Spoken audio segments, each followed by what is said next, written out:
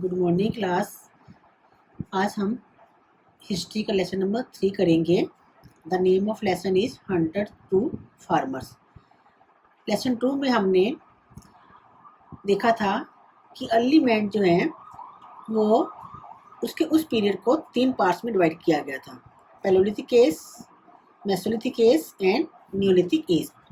और palaeolithic age के बारे में हम उसमें रीड कर चुके हैं। आज हम इस लेसन में मेसोलिथिक एज के बारे में डिस्कस करेंगे।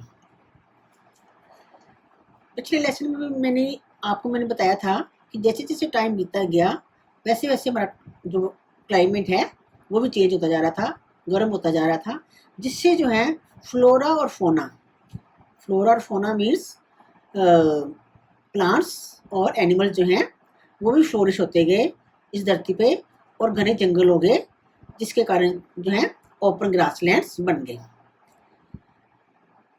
उसके बाद जो है ह्यूमन बीइंग जो है, अर्ली मैन जो है, उसके लिए फूड गैदर करना और भी इजी हो गया। और धीरे धीरे जो है, जैसे आपको बताया था मैंने, अर्ली मैन जो है उसने धीरे धीरे करते हुए वो फार्मर बनता चला गया। इस फेवरेबल कंडीशन के कारण जैसे मौसम गर्म हो गया तो मेसोलिथिक एज आ गई, जिसको कि मिडल स्टोन एज कहते हैं।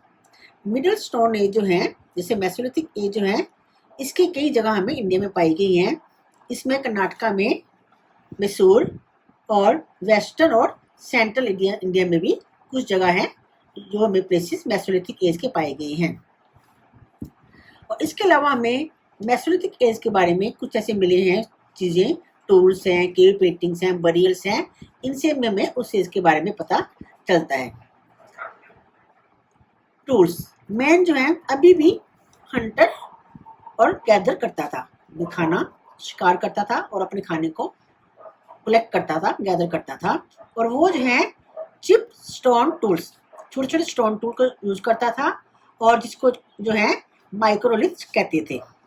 माइक्रोलिथ स्टोन जो है वो ऐसे स्टोन थे, जो ऐसे टूल्स थे जो 1 से लेके 5 सेंटीमीटर तक लंबे होते थे, और उनके साथ जो उसका हैंडल वुड या बोन का लगा हुआ होता था, जिसको कि as spear and arrows use करते थे। और मेसोलिथिक एज में उसने जो है हंटिंग और गैदरिंग को जो है एक इम्प्रूव तरीके से करना शुरू कर दिया था। अब उसने हनी कलेक्ट करता था, धीरे चलने वाले एनिमल्स को भी मारता था एरो के साथ, और फिश को भी उसने पकड़ना शुरू कर दिया था। अब जो है फिश जो है उसका खाने के लिए भी एक इम्पोर्टेंट आइटम बन गया था। और इस स्टेज में जो है डोमेस्टिकेशन एक ऐसा मेथड है जिसमें अर्ली मैन जो है उसने कुछ एनिमल्स को डोमेस्टिकेट कर लिया, टेम कर लिया, पाल लिया, और अपने फायदे के लिए उसको यूज करना शुरू कर दिया। मेसोलिथिक एज के जो अर्ली हाउसेस, अभी भी मैन जो है man still lived in rock shelter, अभी भी जो है वो रॉक शेल्टर और केव्स में रहता था। लेकिन जैसे मैं आपको बताया मैंने कि उसने फसल उगाना शुरू कर दिया था, तो उसने जब तक कि उस फसल को हार्वेस्ट नहीं किया जाता था, काटा नहीं जाता था, तब तक उसको उसी जगह पे रहना पड़ता था। तो अभी वह वहीं पे जहाँ पे फसल उगाता था वहीं पे कुछ टाइम के लिए वहीं पे रहता था। और उसने जो है घर भी बनाने शुरू कर दिए, और घर जो है वह इन रिवर वैलीज, जहाँ पे पानी और फर्टाइल सॉइल होती है, वहाँ पे उसने अपने घर बनाने शुरू कर दिए। और हमें उस टाइम की जो है कुछ पेंटिंग्स भी मिली हैं, जिससे हमें मेसोलिथिक एज के बारे में पता चलता है। और ये पेंटिंग जो है ये हमें मेसोलिथिक लोगों के जो हैं जो काम करते थे उनके बारे में डिपिक्ट किया हुआ है, और हंटिंग है, फिशिंग है, कैसे हनी कलेक्ट करता है, उसके बारे में उन्होंने पेंटिंग बनाई गई है, उनसे हमें पता चलता है। अभी भी जो पेंटिंग हमें मिली है उन पेंटिंग के बारे में, और जो आज ट्राइबल डांस होता है, ट्राइबल मतलब जो कबीले के जो लोग डांस करते हैं, जो आदिवासी होते हैं वो डांस करते हैं, उनके डांस के बीच में वो जो केव पेंटिंग मिली है उनके बीच में हमें समानता मिलती है, सिमिलरिटी मिलती है। बरियल क्या है? जब आदमी की डेथ हो जाती है तो आप देखते हो कि हिंदू धर्म में उसको जलाते हैं और मुस्लिम रिलीजन में उसको बरी करते हैं।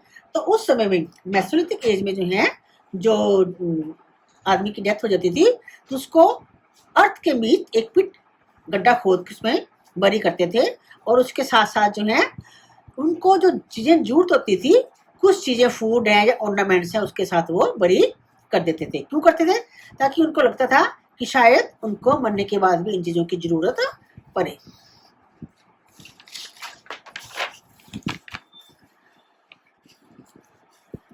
अब मेसोलिथिक के बाद न्यूलिथिक की जाएगी। न्यूलिथिक मतलब न्यू स्टोन एज। ये वो पीरियड था जो मेसोलिथिक एज के बाद आया, इसको न्यू स्टोन एज के नाम से जाना गया। न्यूलिथिक साइट जो है हमें कश्मीर के पास मिली है, नॉर्दर्न विंध्या, विंध्या जो है विंध्या के पास विंध्या पर्वत है, उसके आसपास गंगा वैली, और ईस्टर्न और नॉर्थ ईस्टर्न और साउदर्न इंडिया में जो है हमें न्यूलिथिक साइट्स मिली हैं। अब न्यूलिथिक साइट्स के फीचर्स क्या हैं? सबसे पहले फार्मिंग। फार्मिंग जो है उनका मेन फीचर था। अब उन्होंने जो है अपना अपना फूड प्रोड्यूस करना शुरू कर दिया था, यानी कि उन्होंने अब अपने लिए अपना खाना जो है, अपनी क्रॉप्स जो है वो उगाना शुरू कर दिया था, और ये मैन के लिए सबसे बड़ी अचीवमेंट थी। अब कौन कौन सी क्रॉप्स वो ग्रो करता था? राइस है, वीट है, बार्ले है, ये चीजें जो है उसने ग्रो करनी शुरू कर दी थी। क्योंकि हमें कैसे पता चला है? क्योंकि हमें उस समय की जो है जो plant remain found in the soil, उस पीरियड के प्लांट्स जो न्यूलिथिक मैन जो है जो क्रॉप्स वो ग्रो करता था, उसके बीज जो हैं हमें उन एरिया में आर्कियोलॉजिस्ट को मिले हैं। जैसे वीट के, लेंटिन के जो बीज हैं वो बिहार में शिरन जगह है वहाँ मिले हैं, और कर्नाटका में कालकोटा एक जगह है वहाँ पे हॉर्स ग्राम चने के बीज मिले हैं, जिससे पता चलता है कि अर्ली मैन जो है, न्यूलिथिक मैन जो है वो इनकी क्रॉप्स ग्रो करता था। इसके अलावा द प्रेजेंस ऑफ चारकोल, मिट्टी में चारकोल मिली है। चारकोल क्या होती है? राख होती है, जो पता चलती है कि तब जो है उन्होंने जंगलों को आग से डिस्ट्रॉय कर दिया था और उस जमीन को जो है खेती बाड़ी के काम में लेना शुरू कर दिया था। न्यूलिथिक मैन जो है अब उसने एनिमल्स को डोमेस्टिकेट करना शुरू किया। डोमेस्टिकेट मतलब उनको पालना शुरू कर दिया, क्योंकि हमें एनिमल बोन्स के रिमेन्स मिले हैं, और साथ में जो है कैटल होम भी मिले हैं। उत्तर प्रदेश में कोल्डी वहाँ एक जगह है, वहाँ पे कैटल होम जहाँ पे एनिमल को रखा जाता था, और साथ में एनिमल्स की बोन्स भी मिली हैं, और शीप गॉड्स जो हैं वो भी कर्नाटका में मिली हैं। न्यूलिथिक मैन जो है अब उसने एनिमल्स को एग्रीकल्चर और ट्रांसपोर्ट के लिए, खेती बाड़ी के लिए और एक जगह से दूसरी जगह जाने के लिए भी एनिमल्स को यूज करना शुरू कर दिया था। जब उसने क्रॉप्स को ग्रो करना शुरू कर दिया अर्ली मैन ने, न्यूलिथिक मैन ने, तो अब उसको श्योर हो गया कि अब उसको फूड की सप्लाई जो है, उसको खाने पीने की कमी नहीं आएगी। जैसे पहले तो वह खाने की तलाश में एक जगह से दूसरी जगह पर मूव करता रहता था, अब वो श्योर हो गया था अपने सप्लाई ऑफ फूड के लिए। और अब लेकिन अभी भी उसने हंटिंग करना और एनिमल्स को रियर करना जारी रखा था, क्योंकि एनिमल्स से उसको मीट, मिल्क और एनिमल स्किन मिलती थी। लेकिन अब वो जो है जो खाने को जो उसने ढूंढना होता था, सर्च करना होता था, उससे उसका टाइम बच गया था, और उस टाइम को जो है नई नई स्किल, नए नए तरीके और भी नई नई चीज़ों को डिस्कवरी करने में यूज करने लगा था। अब जो है मैन जो है उसको जब एनिमल्स को देखभाल करनी थी, क्रॉप्स की देखभाल करनी थी, तो अब उसने एक जगह पर रहना शुरू कर दिया, और अब उसकी जो लाइफ जो है सेटल लाइफ मानी जाने लगी। इसके लिए उन्होंने क्या किया? छोटी छोटी हट्स बनाई बैम्बू और स्टॉ को यूज करके, जिससे जो है, और कुछ झोंपड़े जो है हमें उन्होंने आसपास अपने घर जो है हट्स को आसपास बनाई, और विलेज, इन हट्स के क्लस्टर को विलेज कहते थे, और जो विलेज थे वो रिवर वैली के आसपास, और या फिर वाटर बॉडी जहाँ पे पानी, क्योंकि पानी जो है वो मेन जरूरत होती है, तो वाटर बॉडी के आसपास जो है ये हट्स हमें मिली हैं। अब न्यूलिथिक मैन जो है उसने जो टूल्स जो थे अब और बढ़िया तरीके से टूल्स को बनाना शुरू कर दिया, उनके ब्लेड्स तेज करने शुरू कर दिए, शार्प होने शुरू हो गए, तो ताकि जो है उनकी जरूरतों को ज़्यादा पूरा कर सके। अब उसने क्लियरिंग फॉरेस्ट, जंगलों को काटने के लिए एक्सिस, कुल्हाड़ी बनाई, और इसके अलावा डिगिंग करने के लिए, जमीन को खोदने के लिए, या क्रॉप्स को हार्वेस्ट करने के लिए सिकल बनानी सीख ली थी। और उसके बाद पोट मेकिंग, अब जब उसने खेती बाड़ी करनी शुरू कर दी, तो सारा खाना तो खा नहीं लेता होगा, बहुत सारा अनाज बचता होगा, तो उस ग्रेन को स्टोर करने के लिए अब उसने पोट बनाना भी सीख लिया। उसने पोट किससे बनाए? To weave basket from wild grass, जंगली घास से जो है वो टोकरियां बुनता था, और फिर उस टोकरियों को जो है मिट्टी से, गिल्ली मिट्टी से कवर करके उसको धूप में सुखाता था, और उसमें जो है अपने जो सूखी चीजें थी, जो अनाज था, उसको स्टोर करके रखता था। लेकिन अभी भी उसमें वो है लिक्विड चीजें स्टोर नहीं कर पाता था। लेकिन धीरे धीरे जो है उसने इन चीजों को जो है बेक करना सीख लिया। इस क्ले को, जो क्ले होती है, मिट्टी होती है, उसको बेक करना, आग पे बेक करना सीख लिया। तो क्योंकि आग पे बेक करने से क्ले स्ट्रॉन्ग हो जाती है, मजबूत हो जाती है, तो उसमें अब वह लिक्विड भी रखना शुरू कर दिया था उसने, और साथ में कुक फूड उस बेक वेसल में खाने को पकाना भी शुरू कर दिया था। इन्वेंशन ऑफ व्हील, धीरे धीरे टाइम जैसे चेंज होता गया, जैसे आपको भी बताया ऊपर मैंने कि अब उसके पास काफ़ी टाइम बचता था, तो अब वो नई नई डिस्कवरी, नई नई खोजी करनी शुरू कर दी। तो अब उसने व्हील को भी इन्वेंट कर लिया। अब व्हील उसके दिमाग में कैसे आया? उसने कभी देखा होगा कि जैसे कोई रोलिंग लॉग ऑफ वुड है, जैसे गोल लकड़ी है, गोल लकड़ी को अगर वो फेंकता होगा तो वो जल्दी मूव कर जाती है, एक्सेप्ट जो उसके जो प्लेन लकड़ी होती है वो तो एक जगह पर रह जाती है, उसको आगे खिसकाओ तो, लेकिन जो गोल होती है उसको जरा सा भी धक्का लगाओ तो आगे जल्दी मूव कर जाती है। तो उससे उसको दिमाग में आया कि गोल चीज जो है वो जल्दी मूव करती है, और इसलिए उसने व्हील को इन्वेंट किया। और व्हील के इन्वेंट होने के बाद जो है उसने जो है ट्रांसपोर्ट को भी इम्प्रूवमेंट कर लिया। अब उसके बाद धीरे धीरे पोटर्स व्हील इन्वेंट हो गया। पोटर व्हील पे जो है उसने बर्तन अच्छे बनाने शुरू कर दिए। फिर स्पिनिंग के लिए भी उसने वीविंग करनी शुरू कर दी, क्योंकि व्हील जो है, व्हील से स्पिनिंग भी होती है। तो इस तरह जो है उसने कपड़ा भी बुनना सीख लिया। कम्युनिटी लाइफ, जब मैन ने क्रॉप्स ग्रो करना सीख लिया, अब वो है एक जगह पे गांव बसा के एक जगह पे रहना शुरू कर दिया। और साथ में जो है जो घर उन्होंने बनाए वो साथ साथ बनाए, ताकि जो है आपस में मिलके रहेंगे। और इस तरह जो है फैमिलीज बन गई, और जो फैमिलीज जो थी वो एक साथ दूसरे के साथ रिलेट होती थी, और जो है धीरे धीरे उनके उस फैमिली के जो एक साथ एक क्लस्टर ऑफ हट्स में रहते थे, तो उनके customs, beliefs, way of worship, सारी चीजें एक ही थी। और इस तरह की फैमिलीज को जो है ट्राइब के नाम से जाना जाता है। और आजकल जो आप देखोगे, अगर आदिवासी जो रिमोट एरियाज में जो इंडिया के आदिवासी रहते हैं, उनके रीति रिवाज और उस समय के रीति रिवाज जो है वो सिमिलरिटी है, अगर हम उनको देखेंगे तो। इसके साथ साथ ही मैंने जो है अपने काम भी बांट लिए। अब उन्होंने जो है, अब जैसे है उन्होंने एक एल्डेस्ट, जो घर का जो एल्डेस्ट और स्ट्रॉन्गर, जो सबसे स्ट्रॉन्ग और सबसे बड़ा था, उसको एज ए लीडर उसको चुन लिया। और उन्होंने जो है पूरे उसके लिए जो है रूल्स और रेगुलेशन, पूरे कबीले के लिए रूल्स और रेगुलेशन बना लिए।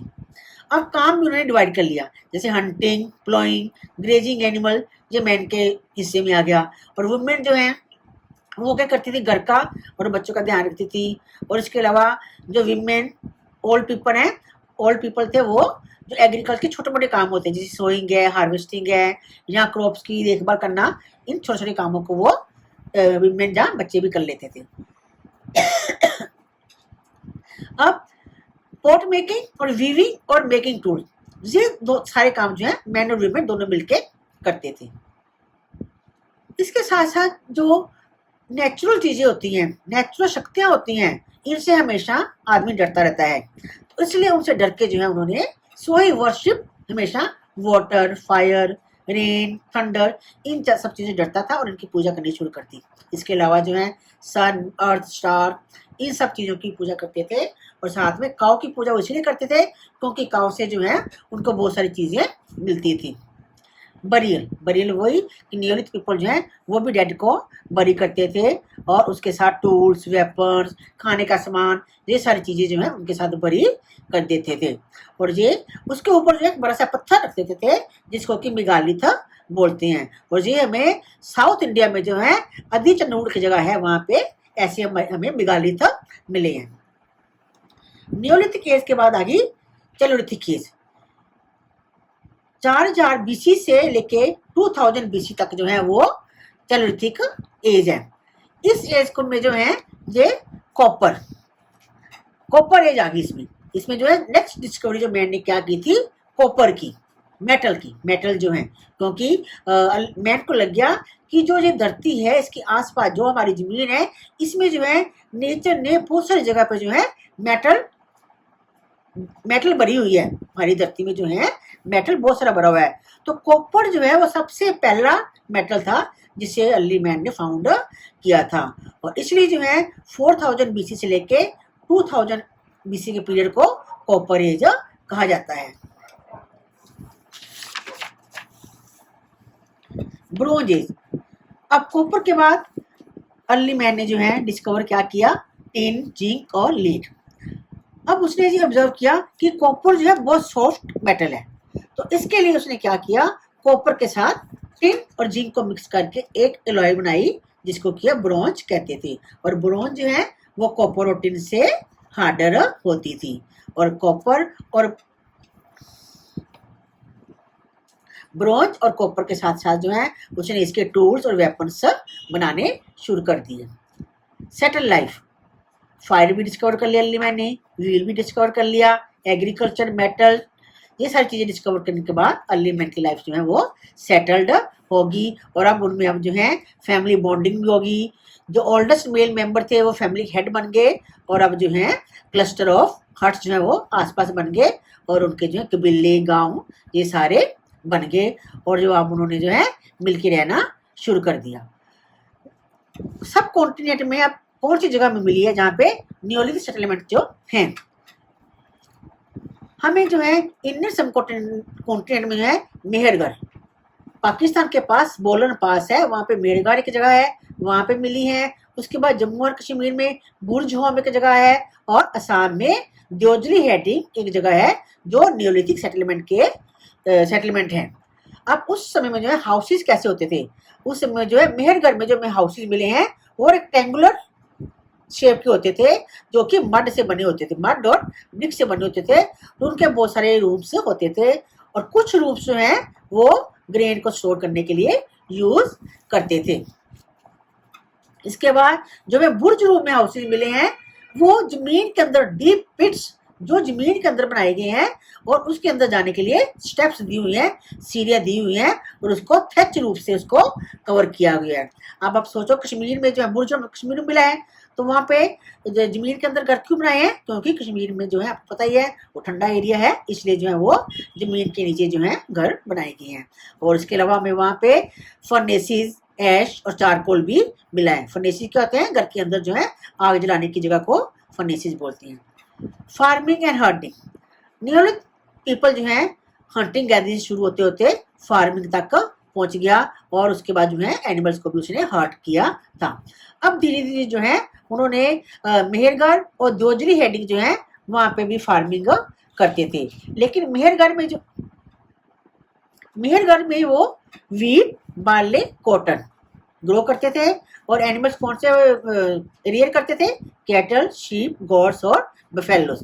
द्योजली हेडिंग जो है वहां पे जो वो क्या करते थे, उन्होंने कटिंग और बर्निंग फॉरेस्ट को कटिंग करके उनको बर्न करके वहां पे क्रॉप्स ग्रो करते थे।